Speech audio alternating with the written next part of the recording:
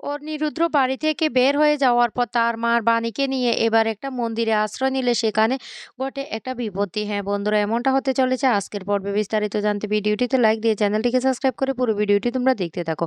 গল্পের শুরুতে আমরা দেখতে পারবো অনিরুদ্র বলতে লাগলো, আমি আমার যতটুকু স্বপ্ন ছিল সমস্ত কিছু এই বাড়িতে রেখে যাচ্ছি। ডেবিট কার্ড, ক্রেডিট কার্ড থেকে শুরু করে সমস্ত কিছু আমি রেখে চলে যাচ্ছি।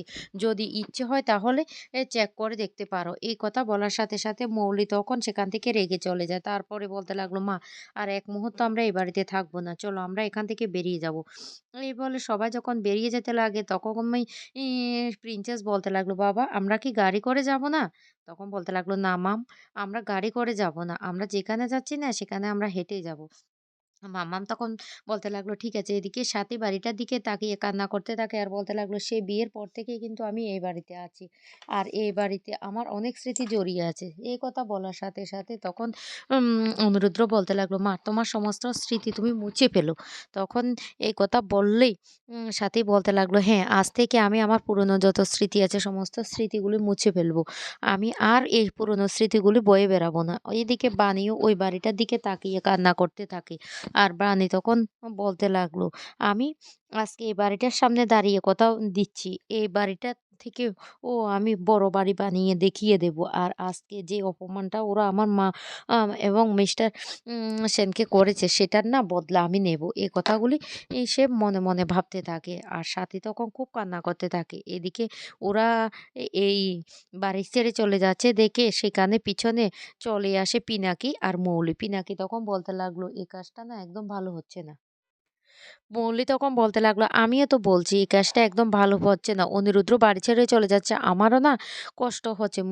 তখন পিনাকি বলতে লাগলো, "সাথী এ বাড়িতে সেই কত বৎসর আগে এসেছিল। সাথী আজকে বাড়ি ছেড়ে চলে যাচ্ছে। আমার বড্ড খারাপ লাগছে।" এইদিকে বানি বলতে লাগলো, "আমি আমার স্বামী এমনকি আমার শাশুড়ির সাথে হয়ে যাওয়া অন্যায়ের আমি প্রতিশোধ নেব। আমি এর থেকেও বড় বাড়ি বানিয়ে আমি ওদেরকে দেখিয়ে দেব। এটা আমার চ্যালেঞ্জ।" এই কথা বলে মৌলির দিকে তাকিয়ে থাকে বানি। এদিকে মৌলি তার বাবাকে বলতে লাগলো, "বাবা আমারও কষ্ট হচ্ছে। ওরা কেন হঠাৎ করে এভাবে চলে যাচ্ছে?" পিনাকি তখন বলতে লাগলো, "হ্যাঁ, সেটাই তো বুঝতে পারছি না। রাগের বশে এভাবে বাড়ি ছেড়ে ওরা যাবেটা কোথায়?" এইদিকে মৌলি তার বাবার সাথে এই কথাগুলি বলে এরপরে মনে, মনে বলতে লাগলো, "ও কষ্ট? My foot. আমার কোনো কষ্টই হচ্ছে না। কোনো কষ্টই আমার হচ্ছে না।" অন্যদিকে স্বাতী সেই মৌলির মায়ের কথাটা ভাবতে থাকে আর খুব কান্না করতে থাকে।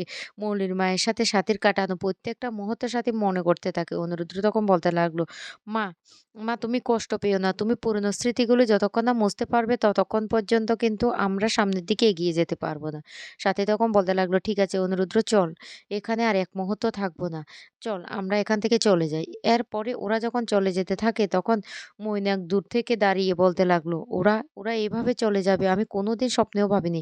সাথী যে এই বাড়িটা ছেড়ে চলে যাবে সেটা আমি ভাবতে পারছি না। আমারও অনেক কষ্ট হচ্ছে।"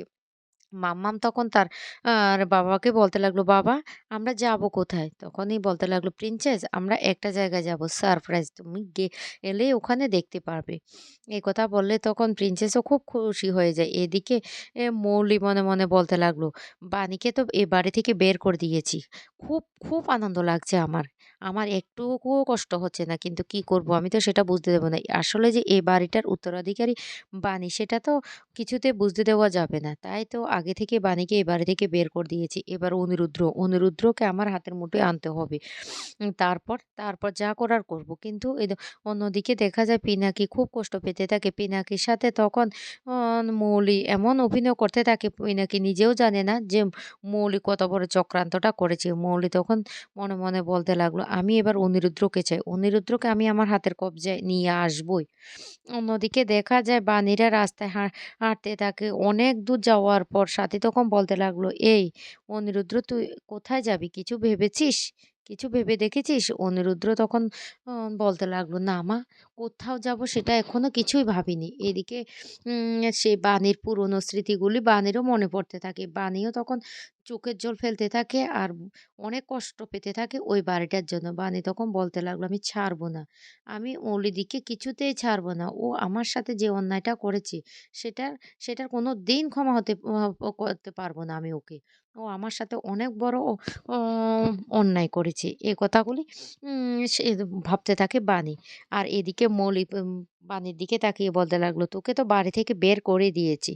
অন্যদিকে দেখা যায় অনিরুদ্ধর বাবা মিষ্টি নিয়ে আসে কাবেরীর জন্য। আর কাবেরীকে মিষ্টিটা খাইয়ে দিলে কাবেরী তখন বলতে লাগলো, "হঠাৎ করে মিষ্টি? ব্যাপার কি? কিছুই তো বুঝতে পারছি না।"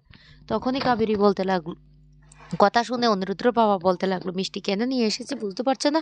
বাণীকে না বাড়ি থেকে বের করে দিয়েছে। আর অনিরুদ্ধ সাথী ওরাও বাড়ি থেকে বেরিয়ে গেছে।" তখনই কাবেরী বলতে লাগলো, "তোমার ছেলেকে বাড়ি থেকে বের করে দিয়েছে, তার জন্য তুমি খুশি হয়ে মিষ্টি মুখ করছো?"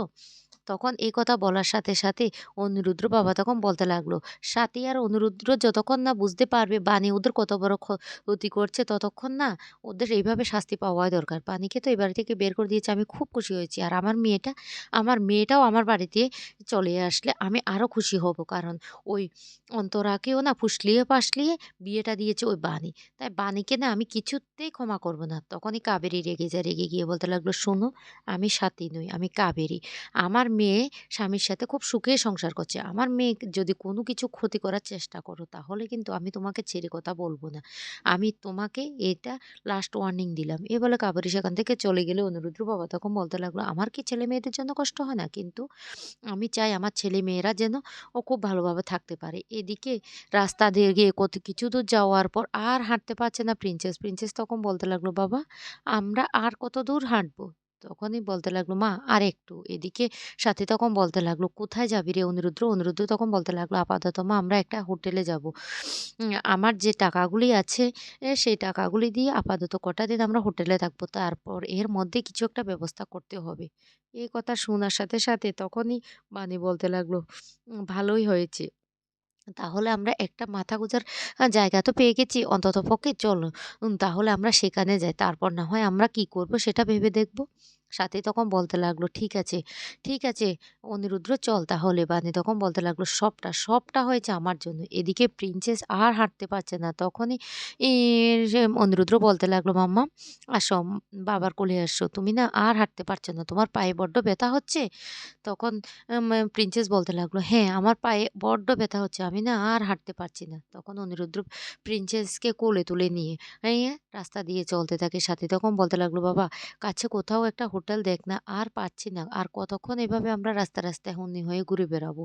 তখন অনিরুদ্ধ বলতে লাগলো, "ঠিক আছে মা, এই তো এই সামনে হোটেলটাতে গিয়ে দেখব।" এইদিকে মৌলির সেই ভাড়াটে যে ২ জন ছদ্মবেশে ঘুরে বেড়াচ্ছে প্রিন্সেসকে কিডন্যাপ করার জন্য, ওরা দেখতে পায় এদেরকে। আর ওরা বলতে লাগলো, "ওরা কোথায় যাচ্ছে? না, না দেখতে হবে।" এই বলে ওরা উকি দিয়ে ওদেরকে দেখতে থাকে। অন্যদিকে একটা হোটেলে গিয়ে ওরা উঠে। আর সেই হোটেলে রুম বুকিং করে যখন টাকাটা পেমেন্ট করতে যায় তখন দেখতে পায় হঠাৎ করে অনিরুদ্ধের সমস্ত অ্যাকাউন্ট ফাঁস করে দিয়েছে। আর সেটা দেখে তো অনিরুদ্ধ বলতে লাগলো, "এইটুকু বাকি ছিল? সবকিছু আমার থেকে কেড়ে নিয়েছে। আর শেষ পর্যন্ত এইটুকু বাকি ছিল? এইটুকুও ওরা নিয়ে নিয়েছে? ঠিক আছে, ভালোই হয়েছে।" তারপর ওরা সে হোটেল থেকে বেরিয়ে চলে আসে। এরপরে রাস্তা দিয়ে যখন হাঁটতে থাকে ওদের ফলো করতে থাকে ওই ২ জন লোক। ওরা এক পর্যায়ে কোথাও জায়গা না পেয়ে একটা মন্দিরে আশ্রয় নেয়। আর তখন সেখানে প্রিন্সেসের টয়লেটে যাওয়ার জন্য বলতে থাকে। আর যখনই প্রিন্সেসকে টয়লেটে নিয়ে যায় তখন ওই ছদ্মবেশী ২ জন প্রিন্সেসকে কিডন্যাপ করার প্ল্যান করে। তো বন্ধুরা, সত্যি কি প্রিন্সেস এবার কিডন্যাপ